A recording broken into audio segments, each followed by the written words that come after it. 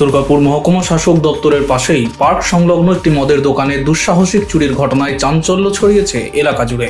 অভিযোগ, গভীর রাতে দোকানের পেছনের দরজার তালা ভেঙে ভেতরে ঢুকে একদল দুষ্কৃতী। এরপর ক্যাশ কাউন্টার খুলে প্রায় 5 লক্ষ টাকা নগদ এবং একাধিক দামি মদের বোতল চুরি করে পালিয়ে যায় তারা। দোকান কর্তৃপক্ষ জানিয়েছেন, সকালে দোকান খুলতে এসে পেছনের দরজার ভাঙা তালা দেখতে পান কর্মীরা। পরে ভেতরে ঢুকে দেখা যায় ক্যাশ কাউন্টার ফাঁকা এবং বেশ কয়েকটি মূল্যবান মদের বোতলও উধাও। ঘটনার খবর ছড়িয়ে পড়তেই এলাকায় চাঞ্চল্যের সৃষ্টি হয়। চুরির পুরো ঘটনাটি দোকানে লাগানো সিসিটিভি ক্যামেরায় ধরা পড়েছে বলে জানা গিয়েছে। ফুটেজে কয়েকজন দুষ্কৃতীকে দোকানের ভেতরে ঢুকে চুরির ঘটনা ঘটাতেও দেখা গিয়েছে। সেই ফুটেজের ভিত্তিতেই তদন্ত শুরু করেছে পুলিশ। ঘটনার জেরে নিউ টাউনশিপ থানার লিখিত অভিযোগ দায়ের করা হয়েছে।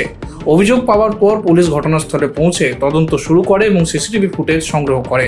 ফুটেজ খতিয়ে দেখে অভিযুক্তদের শনাক্ত করার চেষ্টা চলছে বলে পুলিশ সূত্রে জানা গিয়েছে।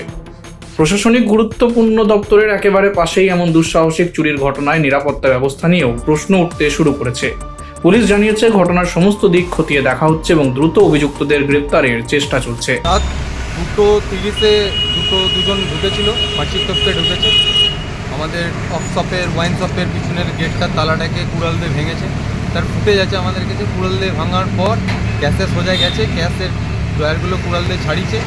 পুরো 5 লাখ টাকা ক্যাশ উঠিয়ে নিয়ে বেরিয়ে গেছে। এসেছিলো পুলিশ, ভেরিফিকেশন করে গেছে, পুলিশ চেক করে গেছে, সিসিটিভি ফুটেজ নিয়ে গেছে পুলিশ।